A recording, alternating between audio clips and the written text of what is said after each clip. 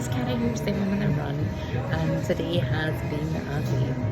So I have taken myself away, had a bit of me time, having a wee hot chocolate and some marshmallows, and I will tell you all about my day. So yesterday I got a call from my son's school teacher, and she said that with it being the sports day today, that they didn't have enough provision to take care of Harry, because it's quite a big event, quite a big scale event actually, and that if he had a meltdown, then to protect his dignity, obviously they didn't want that to happen in front of all of the parents that were attending the sports day, and also that it takes more than one person to calm him down. So you talk about 2 or 3 people to calm him down. So they gave us the option that Harry could either not attend and I would bring him to school after the event, or I attended the event. So I attended the event this morning and Harry stayed for about a minute and a half. He really wasn't interested, so I said, okay, I'll take you to a park or something. So he was insistent he wanted to go to soft play, and he didn't want to go to our local soft play. He wanted to go to one further afield, and I put my foot down. I said, no, absolutely not. We're only going to be away for an hour and a half. So I took him just into our local town, took him for breakfast, asked him what he wanted. I got myself a bacon roll, suggested he get a bacon roll. No, he wanted a roll and sausage. He got that, took one look at it and went, I don't want that, and started eating my bacon, like wanted my bacon, so I gave him my bacon. Anyway, so that was fine. I then took him to the local soft play, because after that he said yes, he would like to go. So we were in there all of about 20 minutes in total. In the first 5-10 minutes he played with a balloon, and then after that he was just like, I'm bored. I said, well, you know, go and play, go and do something, go and find. But I explained to him, like, there'll be no peers there, there'll be nobody there, because everyone else is in school. So anyway, I took him back to school after the 20 minutes. He was back in school for about 11:30. The school called me about 1:15 to pick Faith up, who's my daughter.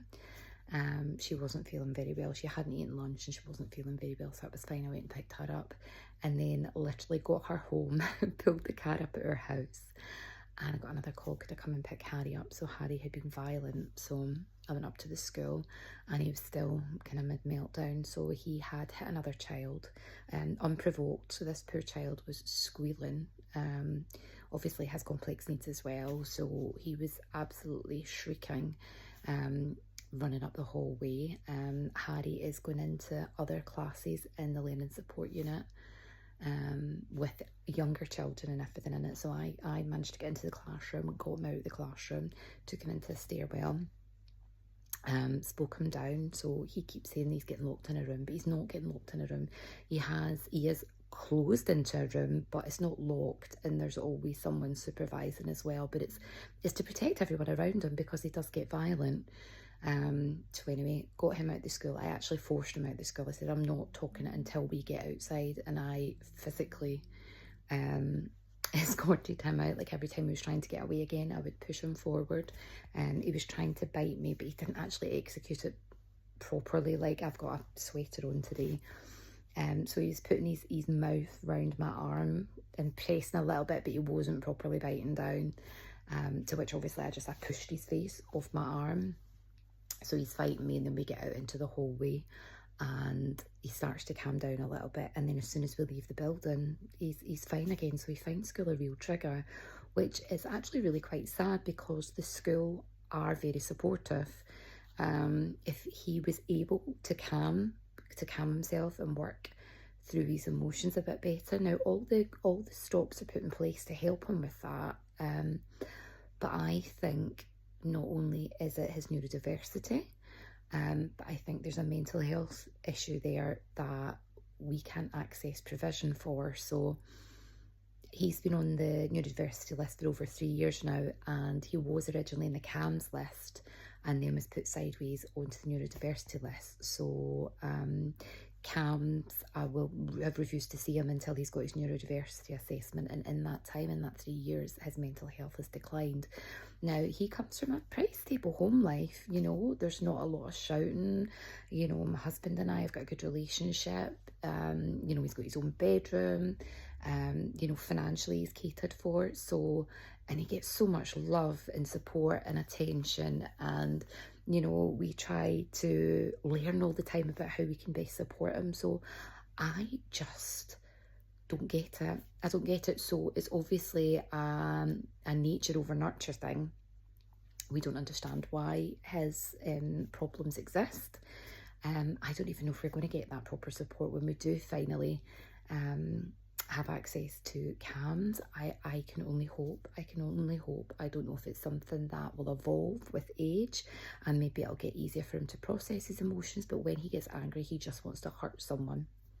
It's non-discriminative. He literally just wants to hurt someone to yeah, just get that anger out, and someone gets hurt. So a poor teaching assistant, the one that got hit with the bouncy ball, if you've watched my video from a few weeks ago, she had scissors thrown at her. Now this woman, none of the teachers, none of the children go to school to be hurt, and that's the real hard thing, to find out that your child has caused pain, has caused injury.